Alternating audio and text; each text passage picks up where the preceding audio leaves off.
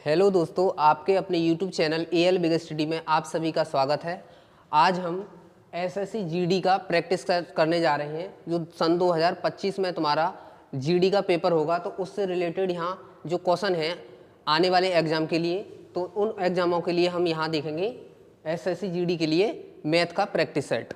तो सबसे पहला सवाल इसमें है 319, 435 और 667 का मासा x है, तो x का मान इनके बीच होगा।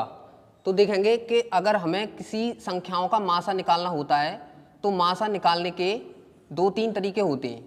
पहला तो तरीका यही है कि इसके गुणनखंड कर लिए जाएं, इन संख्याओं के क्या कर लिए जाएं, इन संख्याओं के गुणनखंड कर लिए जाएं, और गुणनखंड करके जो संख्या कॉमन होती है वही संख्या क्या हो जाती है, मासा।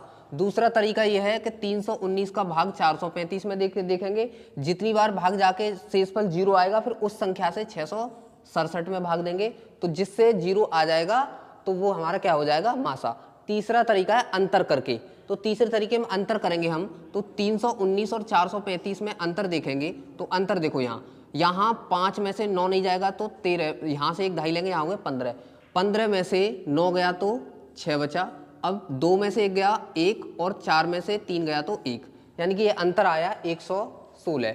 अब 116 को अगर हम तोड़ना चाहें तो ये टूटेगा 29 गुणा 4 में, 29 गुणा 4 में, यानी कि 29 का गुणा 4 में करेंगे तो 416 मिलेगा। अब चेक करेंगे क्या 4 का भाग 319 में जाएगा, तो 4 का रूल कहता है कि लास्ट के 2 अंकों में 4 का भाग देके देख लो। तो अब क्या होगा कि 4 का भाग जाएगा ही नहीं, तो इसीलिए ये देखेंगे कि ये तो मासा में आ नहीं सकता है 4। एक बार चेक करेंगे क्या अब 29 से, तो 29 का भाग 319 में जाएगा कितनी बार, 11 बार। फिर इसका भाग इसमें देखेंगे तो ये जाएगा 15 बार, और अगर 29 का भाग 667 में देखेंगे तो ये आ जाएगा 23 बार। तो मैंने देखा 29 का भाग सभी संख्याओं में चला गया, इसीलिए जो मासा आएगा वो कितना आएगा, मासा आएगा 29। मासा कितना आएगा, तो मासा आ जाएगा 29। तो अब ये कह रहा है कि x का मान किसके बीच में होगा, तो तुम बताओ 29 जो मासा आया है वो 25 और 30 के बीच में होगा, यस होगा, इसीलिए ऑप्शन ए इसका राइट आंसर है।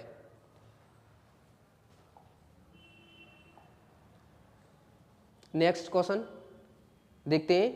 अगला क्वेश्चन है, यदि एक संख्या का 50% दूसरी संख्या के 2/3 के बराबर है, तो एक संख्या का 50% देखेंगे। 50% का मतलब हो गया 50/100। मैंने मान ली संख्या एक, संख्या मैंने मान ली a।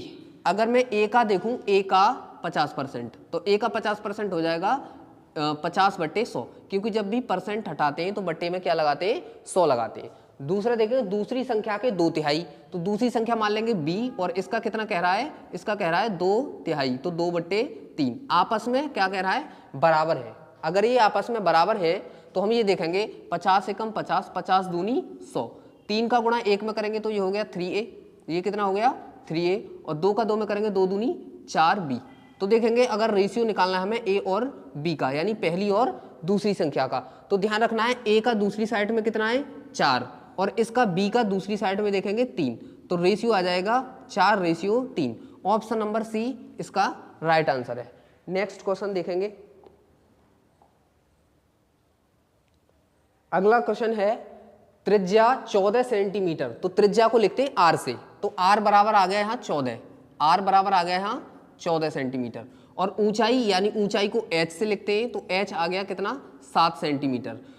कह रहा है कि एक ठोस बेलनाकार टिन का कुल पृष्ठीय क्षेत्रफल ज्ञात कीजिए। तो जो बेलनाकार आकृति होती है उनका कुल पृष्ठीय क्षेत्रफल जो होता है वो होता है 2πr कोष्टक में h प्लस r। ये देखेंगे 2 इंटू पाई की वैल्यू होती है 22/7, r की वैल्यू देखेंगे सवाल में दे रखी है 14, और यहाँ h प्लस r है, यहाँ पर h प्लस r है, तो ये देखेंगे h और r को जोड़ेंगे तो यहाँ 21 बनेगा। कितना बनेगा, यहाँ 21 बनेगा।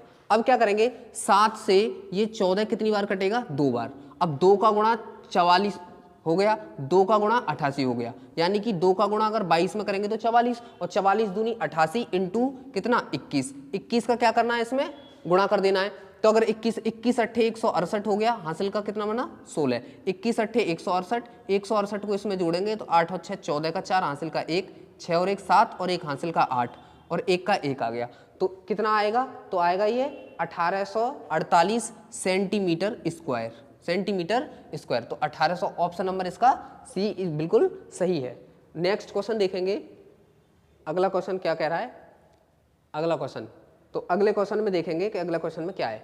8,000 रुपये की राशि 5% वार्षिक चक्रवृद्धि ब्याज की दर से कितने समय में, यहाँ समय पूछ रखा है कितने समय में, कितनी हो जाएगी, 9,261 रुपये हो जाएगी। तो देखो 800 रुपये की राशि है, राशि मतलब मूलधन मतलब पी, यानी कि यहाँ पर जो पी दे रखा है, वो कितना दे रखा है 8,000। पी जो दे रखा है वो कितना दे रखा है 8,000। अगर यहाँ ए देखेंगे, ए अमाउंट कितना दे रखा है 9,261। तो अमाउंट ये है और ये क्या है तुम्हारा, ये तुम्हारा है मूलधन। तो ये देखेंगे इन दोनों के बीच देख लेंगे, यहाँ पर ये 8,000 दे रखा है, ये 8,000 और ये 9,261। रेशियो में देखेंगे तो कुछ नहीं है, लेकिन यहाँ देखेंगे 8,000 किसका क्यूब होता है, तो 8,000 होता है 20 का क्यूब। 8,000 किसका क्यूब होता है, 20 का क्यूब होता है। और यहाँ देखेंगे ये हो गया 21 का क्यूब, 20 का क्यूब और 21 का क्यूब। अब ये देख लेंगे यहाँ पर कि ये 20 से 21 है, क्या ये जो राशि की वार्षिक दर दे रखी है वो उससे मैच है या नहीं है। तो यहाँ देखो 5% की फ्रैक्शन वैल्यू कितनी होती है, 1/20। तो इसका मतलब हो गया राशि अगर 20 होगी, एक उसमें ब्याज मिल जाएगी तो कितनी हो जाएगी 21। तो ये बिल्कुल मैच खा रही है इससे कि ये 20 से 21, ये भी 20 से 21। इसका मतलब 3 साल क्या आ जाएगा आंसर, ए ऑप्शन, 3 वर्षों में ये राशि 9,261 रुपये बन जाएगी। नेक्स्ट क्वेश्चन देखेंगे,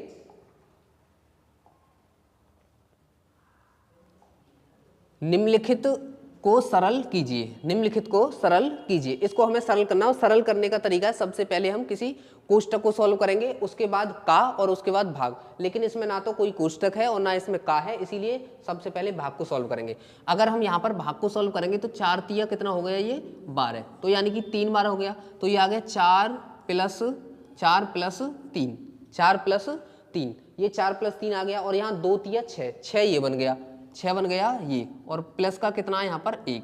अब देखेंगे 4 और 3 7 और ये 1 8, तो 8 में से कितना निकल जाएगा, 6 निकल जाएगा, तो आंसर आ जाएगा 2। आंसर कितना आ जाएगा 2, ऑप्शन नंबर बी इसका करेक्ट आंसर है। नेक्स्ट क्वेश्चन देखते हैं, अगला क्वेश्चन है ए एक काम को 18 दिनों में कर सकता है, बी उसी काम को 24 दिनों में कर सकता है। यदि दोनों को एक साथ कार्य करते हैं तो उन्हें कितने दिन लगेंगे। तो करने का क्या तरीका है कि ए कर रहा है काम को कितने दिनों में, तो ए कर रहा है काम को 18 दिनों में। वहीं बी इस काम को कितने दिनों में कर रहा है, तो बी इस काम को कर रहा है 24 दिनों में। तो 18 और 24 का एलसीएम लेंगे तो आ जाएगा 72। 18 और 24 का एलसीएम कितना आएगा 72। 18 चौक 72, यानी कि इसकी क्षमता कितनी आ गई 4, और 24 या 72 इसकी क्षमता कितनी आ गई 3। ये कह रहा है दोनों मिलके कितने दिनों में करेंगे। तो देखेंगे यहाँ टोटल काम कितना है 72 है, 72 है, और दोनों की अगर क्षमता मिला दी जाए तो 4 की स्पीड इसकी और 3 की इसकी, तो मिलके कितनी बनेगी 7 की। तो 72/7 दिनों में ये इस काम को पूरा कर देंगे, यानी ऑप्शन नंबर डी इसका सही आंसर है। नेक्स्ट क्वेश्चन देखेंगे, नेक्स्ट क्वेश्चन में क्या दे रखा है, एक दुकानदार एक वस्तु को 545 में बेचने की तुलना में 580 में बेचने पर 7% अधिक प्राप्त करता है, तो वस्तु का क्रय मूल्य ज्ञात कीजिए। वस्तु का क्रय मूल्य ज्ञात यहाँ पर हमें करना है। तो सबसे पहले देखेंगे कि हम वस्तु को बेचना चाह रहे थे कितने में 545 में, लेकिन हम बेचना चाह रहे हैं उसको 580 में, ठीक है, 580 में हम इसको बेचना चाह रहे हैं। तो यहाँ देखेंगे कितने ज़्यादा में बेचना चाह रहे हैं, तो यहाँ पर कितने ज़्यादा में बेचना चाह रहे हैं, तो हम बेचना चाह रहे हैं 35 रुपये ज़्यादा में, 35 रुपये अधिक में बेचना चाह रहे हैं। लेकिन सवाल के अकॉर्डिंग कह रहा है कि 7% अधिक में बेचना चाहते हैं, तो 7% की वैल्यू यहाँ पर जो आ जाएगी वो आ जाएगी 35। तो 1% की वैल्यू कितनी आएगी, तो 7 पन्ना 35, यानी 5 बार। तो 100% की वैल्यू यहाँ पर आ जाएगी 500। 100% की वैल्यू क्या आ जाएगी 500। इसका मतलब हो गया वस्तु का जो क्रय मूल्य है वो 500 रुपये है। ऑप्शन नंबर बी इसका करेक्ट आंसर है। नेक्स्ट क्वेश्चन देखते हैं, नेक्स्ट क्वेश्चन में क्या दे रखा है। तो नेक्स्ट क्वेश्चन में ये है कि कोई व्यक्ति 10 किलोमीटर प्रति घंटा की गति से चलने के बजाय 15 की किलोमीटर प्रति घंटा की गति से चलता है। यानी कि अगर उसकी स्पीड 10 किलोमीटर प्रति घंटा है तो और वो चल रहा है कितने से, तो वो चल रहा है 15 किलोमीटर प्रति घंटे की स्पीड से। अब मैं देखूं पहले 10 से चल रहा था, अब 15 से चल रहा है, तो 1 घंटे में कितना ज़्यादा चल रहा है, तो कहोगे 5 किलोमीटर ज़्यादा चलेगा। 5 किलोमीटर ज़्यादा चलेगा 1 घंटे में। लेकिन ये कह रहा है कि इतने समय में ये कितना दूरी ज़्यादा चलता है, 30। अगर 5 की वैल्यू अगर 30 ले लें हम यहाँ पर, तो 1 की वैल्यू कितनी आ जाएगी, 6। यानी कि अगर 1 घंटे में 5 ज़्यादा चलेगा तो 6 घंटे में 30 ज़्यादा चल जाएगा। ये 6 घंटे में कितना चल जाएगा ज़्यादा, 30। अगर 1 की वैल्यू 6 है तो 10 की वैल्यू यहाँ निकालेंगे तो 10 की वैल्यू आ जाएगी यहाँ 60 किलोमीटर। यानी कि वो अब पहली वाली जो स्पीड है उसकी वास्तविक दूरी ज्ञात करनी है, और वास्तविक दूरी वास्तविक चाल से आएगी। तो 10 की value 60, option number A 60 kilometre इस क्वेश्चन का बिल्कुल सही आंसर है। नेक्स्ट क्वेश्चन देखते हैं। नेक्स्ट क्वेश्चन में देखो क्या दे रखा है। नेक्स्ट क्वेश्चन में दे रखा है कॉपर और जिंक को एक साथ 11:9 के अनुपात में पिघलाया जाता है। पिघलाया हुआ मिश्रण का वजन कितना है, इसमें 27 किलोग्राम जस्ता की खपत हुई है। अब यहाँ देखेंगे कॉपर और जिंक, कॉपर और जिंक, कॉपर और जिंक, कॉपर और जिंक का अनुपात दे रखा है 11:9। यानी कि अगर उसमें कॉपर 11 है तो जिंक उसमें कितना है, 9 है। लेकिन सवाल में कह रहा है कि पिघलाया हुआ मिश्रण का वजन कितना है, यदि इसमें कितना है, 27 किलोग्राम क्या है, जस्ता। आप बताओ इसमें जस्ता कितना है, तो तुम कहोगे 9 किलोग्राम। तो 9 की वैल्यू ही 27 दे रखी है सवाल में, तो कितने गुना दे रखी है, तो 3 गुना दे रखी है। कुल वजन ज्ञात करना है तो तुम बताओ कॉपर 11, जिंक 9, तो टोटल कितना हो गया, 20। और 20 का कितने गुना, तो 20 का 3 गुना, तो 20 का 3 गुना कितना हो जाएगा, 60 किलोग्राम। तो इसका आंसर हो जाएगा option number A 60 kilogram. Next question देखते हैं। नेक्स्ट क्वेश्चन है एक वस्तु का अंकित मूल्य 2850 है। अंकित मूल्य को किससे लिखते हैं, एमपी। यानी अगर एमपी इसमें, अगर इसका एमपी 2800 कितना है, इसका एमपी 2850 रुपये है।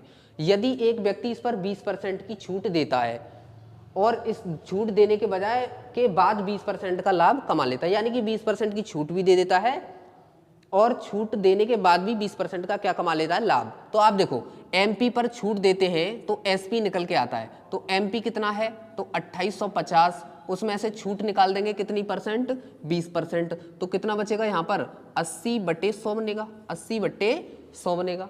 तो ये आ गया हमारा एसपी, एसपी आ गया 80/100। अगर इसको सॉल्व कर लें तो 0 से 0 कट गया, इसका 0 से ये 0 कट गया, और 8 पंजे 40, 40 का 0 हासिल का 4, 8 8 64 और 4 68 हासिल के 6, 8 दूनी 16 और 6 कितना हो गया, तो 22 हो गया।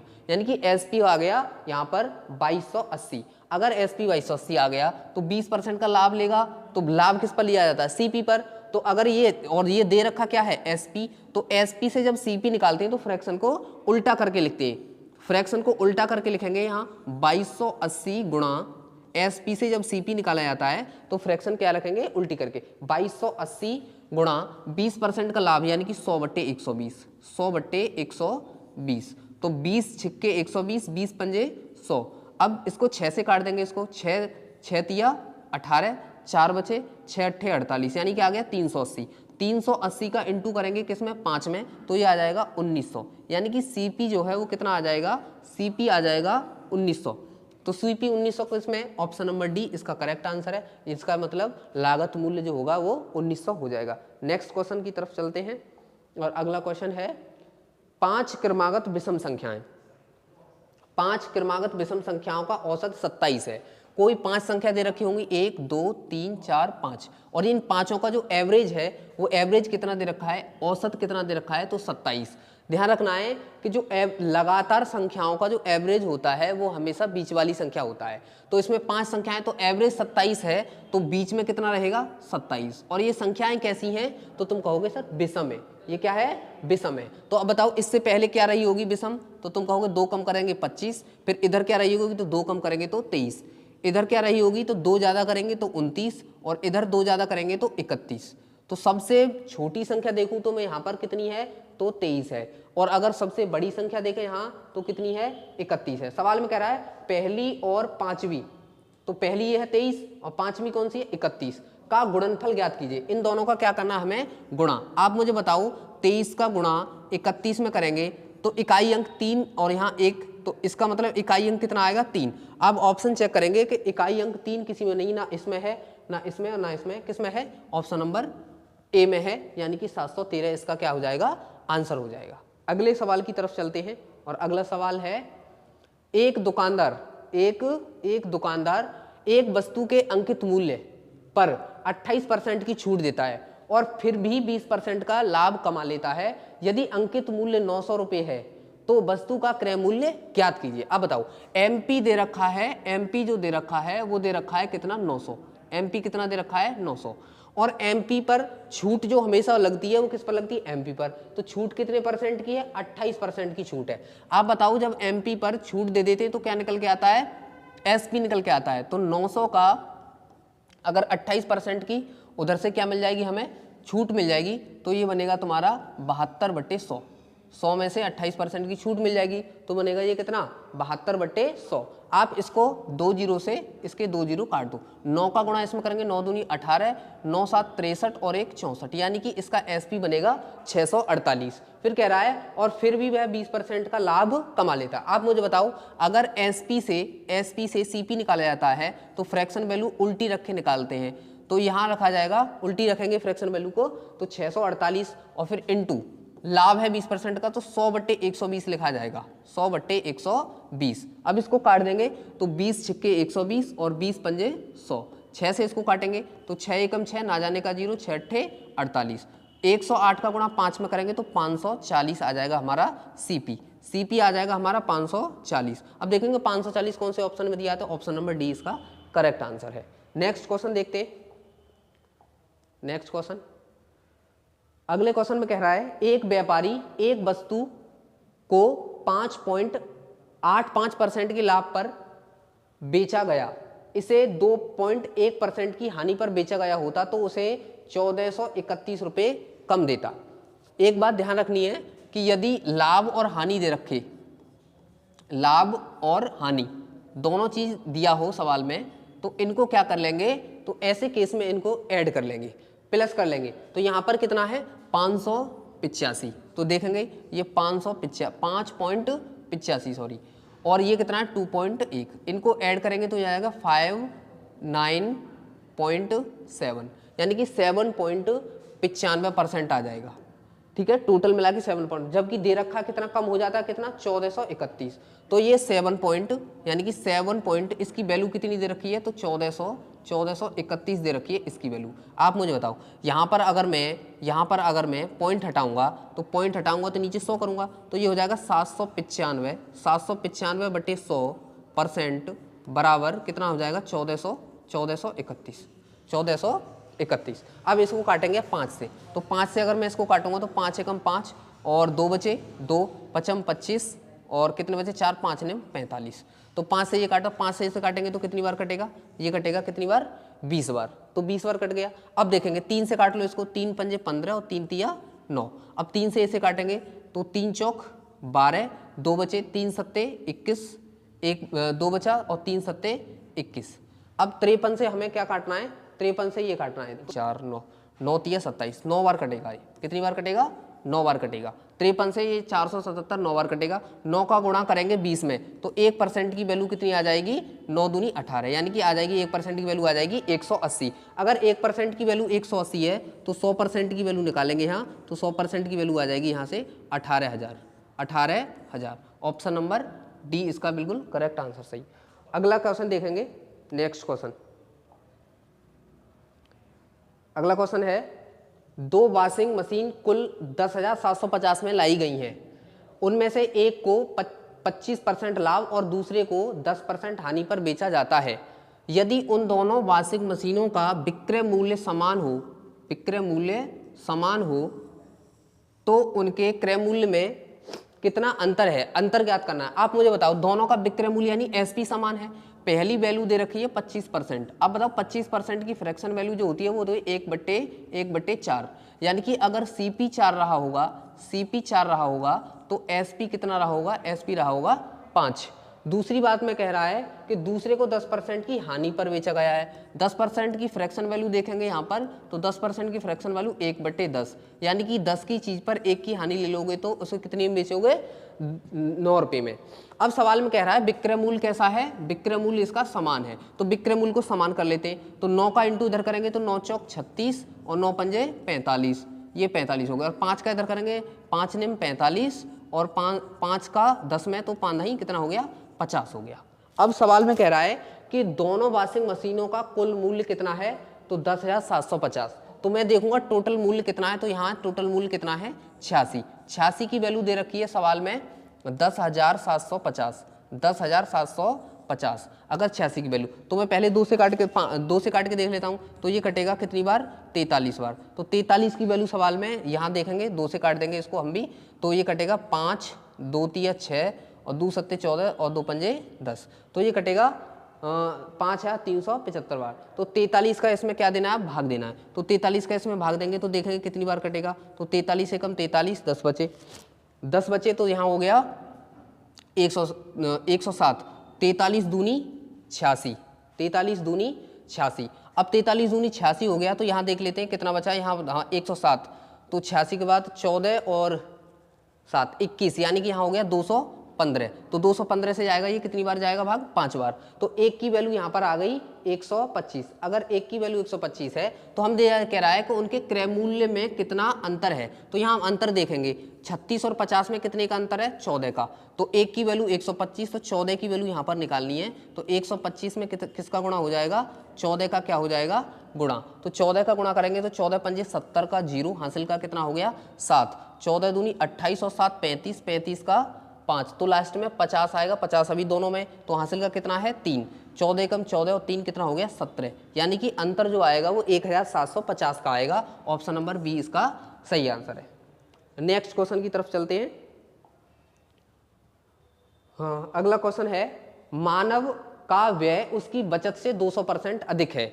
यदि उसकी आय में 18% की वृद्धि हो जाती है और बचत में 64% की वृद्धि हो जाती है, तो उसके व्यय में कितने % की कमी या वृद्धि होगी। सबसे पहले देखते हैं जो आय का फॉर्मूला होता है, वो आय बराबर क्या होता है, तो आय बराबर होता है हमारा, आय बराबर होता है व्यय प्लस बचत, व्यय प्लस बचत, व्यय प्लस बचत। तो व्यय और बचत, आय बराबर होता है व्यय प्लस बचत। अगर मैं यहाँ देखूं, अगर मैंने आय, किसी की आय मैंने 100 मान ली, मैंने मान ली कि इस मानव की जो आय है वो कितनी है, 100 है। तो अब कह रहा है सवाल में 100 नहीं मानते, पहले जो सवाल में दे रखा है हम उसी के हिसाब से मानेंगे। सबसे पहले देखेंगे यहाँ कि उसकी जो बचत से 200% अधिक है, व्यय उसकी बचत से 200% अधिक है, बचत से 200% ये अधिक है। अगर ये 100 होगा, अगर ये 100 होगा तो इसका व्यय कितना हो जाएगा 200% अधिक। तो 100 का 200% करोगे तो कितना आ जाएगा 300, 100 का 200% अधिक करोगे तो कितना आ जाएगा 300 आ जाएगा। अब 300 व्यय कर रहा है, बचत कर रहा है 100 की, तो टोटल कितने कमा रहा है, तो 400 कमा रहा है। टोटल कितने कमा रहा है, 400 कमा रहा है। सवाल में कह रहा है फिर और बचत, उसकी आय में 18% की वृद्धि हो जाती है। बताओ 400 में 18% की वृद्धि करोगे, 400 में 18% की अगर आप वृद्धि करोगे तो 72 रुपए की वृद्धि हो जाएगी। कितने की वृद्धि हो जाएगी, 18 चौक 72, यानी कि उसका आय जो उसकी बन जाएगी वो 400 कितनी बन जाएगी, 72 बन जाएगी। फिर कह रहा है और बचत में 64% की वृद्धि। आप मुझे बताओ बचत में 64% की वृद्धि कर देगा तो 100 की जगह 164 हो जाएगा, क्योंकि 64% की क्या कर दी, वृद्धि। अगर 472 रुपए कमा रहा है, उसमें से 164 रुपए खर्च कर रहा है, तो अब देख लेते हैं वो व्यय कितने कर रहा है। तो यहाँ से घटा देंगे, 12 में से 4 गया तो यहाँ बचेगा 8, यहाँ बचेगा 8, यहाँ 6 में से 6 गया तो 0 बचेगा, 4 में से गया तो 3 बचेगा, यानी कि उसकी जो अब उसका व्यय है वो 308 है। सवाल में कह रहा है उसके व्यय में कितने प्रतिशत कमी अथवा वृद्धि हुई है। आप मुझे बताओ, व्यय पहले 300 था, अब 308 है, तो क्या हुई है वृद्धि, कितने की, 8 रुपए की। तो 8 रुपए की वृद्धि हुई है, कितने में हुई है, तो 300 रुपए, कितने में हुई है, 300 में। तो 8 की वृद्धि 300 में इंटू 100, इंटू कितना 100, 00 से 00 कट गया, तो ये आ गया 8/3, 8/3। और 8/3 को कैसे लिख सकते हैं, 3 का भाग 8 में कितनी बार जाएगा, 2 बार, तो 3 दूनी 6, तो 2 सही 2/3% की क्या हो जाएगी, वृद्धि। तो 2 सही 2/3, ऑप्शन नंबर ए इसका बिल्कुल सही आंसर है। नेक्स्ट क्वेश्चन देखते हैं। अगला क्वेश्चन है, एक क्लब में लड़कों और लड़कियों का अनुपात 8:5 है, यानी कि यहाँ पर बॉय कितने हैं, तो बॉय देख लेते हैं, तो बॉय है यहाँ पर और यहाँ पर गर्ल्स हैं, तो बॉय और गर्ल्स का अनुपात कितना है, 8 और 5, 8 और 5। अब कह रहा है 6 लड़के चले गए, जो चले गए माइनस कर दो, 6 लड़के चले गए, यहाँ पर कितने लड़के चले गए, 6 लड़के चले गए, 6 लड़के चले गए और उसी समय 9 लड़कियां क्लब में शामिल हो गई। अब 9 लड़कियां क्लब में शामिल हुई हैं, इसलिए प्लस लगा के लिखेंगे, जो शामिल होगा वो प्लस से आएगा और जो जाएगा वो माइनस से आएगा। अब कह रहा है सवाल में शामिल होती है, तो लड़के और लड़कियों का नया अनुपात जो बन जाता है वो 14-13 बन जाता है। कितना बन जाता है, 14 से 13 बन गया। कितना बन गया, 14 से 13। अब क्या करना है कि इसमें कह रहा है क्लब में शुरू में लड़कियों की संख्या बताओ। जैसे शुरू में लड़कियां कितनी थी, 5, तो यही वैल्यू हमें बतानी है कितनी है। अब यहाँ पर देखेंगे 13 का 8 में करेंगे रेशियो का, 13 अट्ठे 104 होता है, 13 अट्ठे 104 होता है। और अगर 14 का 5 में करेंगे तो 14 पंजे कितना होता है, 70। तो भाई यहाँ पर हम अंतर देखेंगे, 104 और 70 में कितने का अंतर है, तो 34 का अंतर है। कितने का अंतर है, तो 34 का अंतर है। ठीक है, कितने का अंतर है, तो 34 का अंतर है।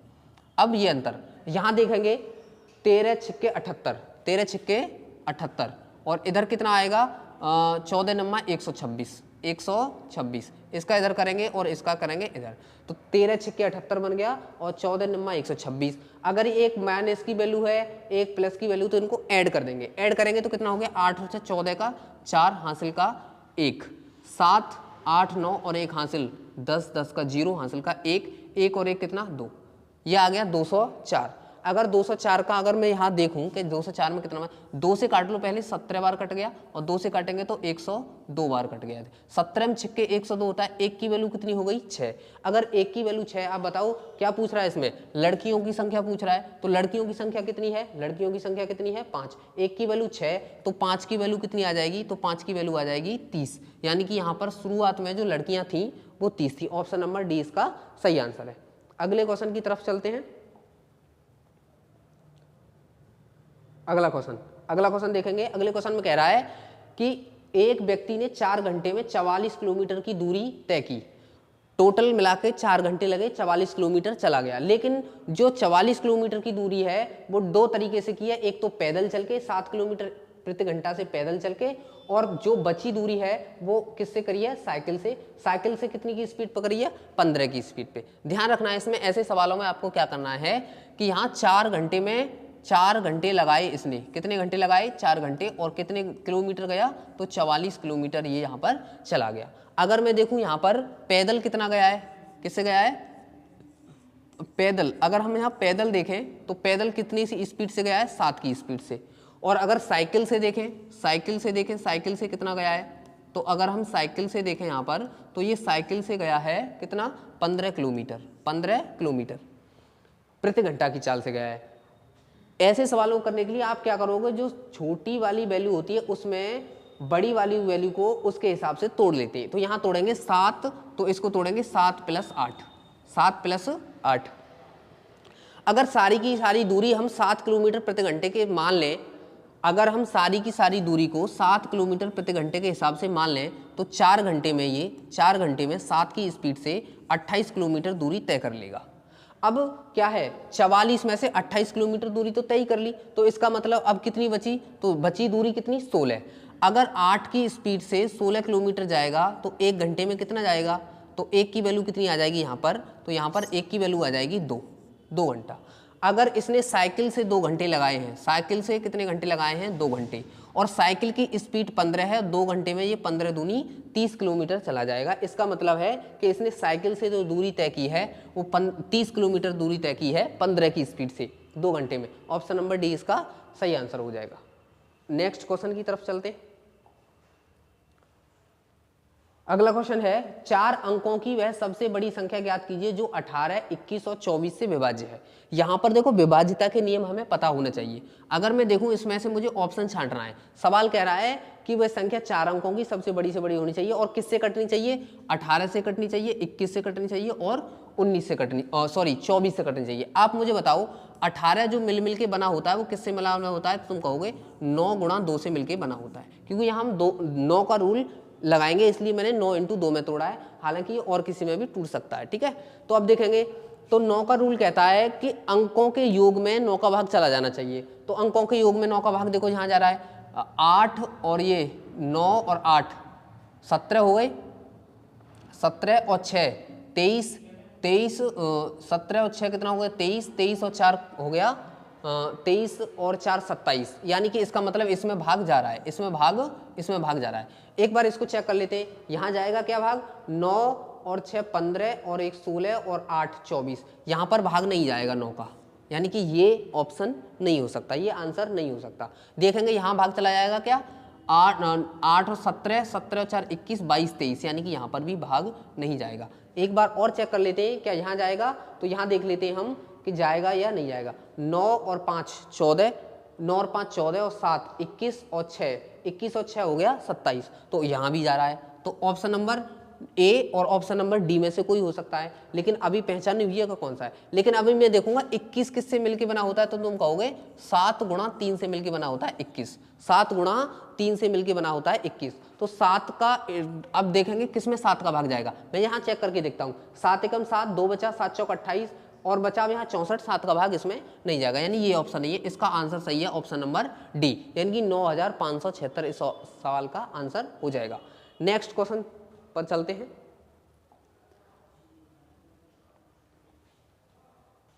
अगला क्वेश्चन है, अगले क्वेश्चन में कह रहा है किसी वस्तु की कीमत में 25% की कमी एक क्रेता को 240 के लिए 505 आइटम अधिक प्राप्त करने में सक्षम बनाती है। वस्तु की मूल कीमत क्या होगी? तो वस्तु की मूल कीमत निकालिए। ध्यान रखना, जैसे 240 रुपए में 5 आइटम अधिक आ रहे हैं, 240 में 5 आइटम अधिक आ रहे हैं, तो एक आइटम की वैल्यू निकालने के लिए 5 का इधर क्या दे देंगे भाग। तो यहाँ पर 240 आइटम आ रहे हैं, कितने 5 ज़्यादा आ रहे हैं, तो एक आइटम की वैल्यू अगर निकालनी है तो एक आइटम की वैल्यू निकालनी है, तो इसका क्या कर देंगे 5 का क्या कर देंगे इसमें भाग, और 5 का भाग देने के बाद इसमें निकालेंगे हम कितना परसेंट दे रखा है 25%, तो 25/100 कर देंगे। इसका कितना करेंगे, इसका 25/100। तो ये कौन सा मान निकल के आएगा, तो तुम कहोगे ये जो मान निकल के आएगा ये आएगा वर्तमान। ये कौन सा आएगा, वर्तमान। तो वर्तमान निकल के आएगा, ये कौन सा निकल के आएगा, तो ये निकल के आएगा वर्तमान। तो वर्तमान वैल्यू निकल के आएगी ये। अब काट के देख लेते, 5 से कितनी बार 5 बार, और 5 से कितनी बार 20 बार, 20 से कितनी बार ये 12, तो वर्तमान मूल्य निकल के आएगा 12। लेकिन सवाल में वर्तमान वैल्यू नहीं पूछिए, मूल कीमत पूछिए। मूल कीमत मतलब पुरानी वाली कीमत। तो अगर मूल कीमत निकालनी है, क्या निकालनी है, मूल कीमत, तो मूल कीमत निकालने के लिए आप क्या करोगे, जो वर्तमान कीमत कितनी आई है 12, वर्तमान कितनी कीमत आई है 12। अब देखेंगे यहाँ पर 25% की कमी है, इसीलिए यहाँ पर लिखेंगे 100/75, 100/75, 25 तिया 75 और 25 चौका 100 और 4 तिया 12, 3 चौक 12, कितनी बार कटेगा 4 बार, 4 चौक 16, यानी कि मूल कीमत इसकी रही होगी कितनी 16 रुपये। मूल कीमत कितनी रही होगी 16 रुपये। नेक्स्ट क्वेश्चन की तरफ चलते हैं। अगला क्वेश्चन है 10 पुरुषों की औसत आयु, 10 पुरुषों की औसत आयु में 3 वर्ष की वृद्धि हो जाती है। 10 जब उनमें से 3 व्यक्ति 15 वर्ष 16 वर्ष और 17 वर्ष के हैं, तो तीनों को एक नए पुरुषों द्वारा प्रतिस्थापित किया जाता है। तीनों नए पुरुषों की औसत आयु ज्ञात कीजिए। ध्यान रखो 10 पुरुषों की औसत आयु प्रत्येक कितनी वृद्धि हो गई 30। अगर हर पुरुष की आयु 3 वर्ष की वृद्धि हुई है तो 10 पर कितनी हो गई वृद्धि 30। अगर हर व्यक्ति की आयु 3 बढ़ी है तो 10 पुरुषों की कितनी बड़ी होगी 30 बड़ी होगी। एक कितना हटाया है इसमें से 15 का, एक कितना घटाया है इसमें 16 का और एक 17 का, तो जोड़ लेंगे कितना हो गया 16 थी 48 और 40 70 78, टोटल ये कितना हो गया 78 हो गया। टोटल जोड़ेंगे तो कितना हो गया 78। अब हमें 3 नए पुरुषों का औसत चाहिए। अब औसत निकालने का क्या तरीका है, टोटल संख्याओं को योग में टोटल संख्याओं की संख्या से क्या दे देते हैं भाग। तो 3 नए पुरुष हैं इसलिए यहाँ 3 से क्या दे देंगे भाग। अगर यहाँ 3 से हम भाग देंगे तो 3 दूनी 6 और 3 छक्के 18, यानी कि 26 वर्ष आ जाएगा आंसर, यानी कि औसत आयु कितनी आ जाएगी 26 वर्ष। अगर दोस्तों हमारी वीडियो अच्छी लगी हो तो हमारी वीडियो को लाइक करें, हमारे चैनल को सब्सक्राइब करें। धन्यवाद दोस्तों।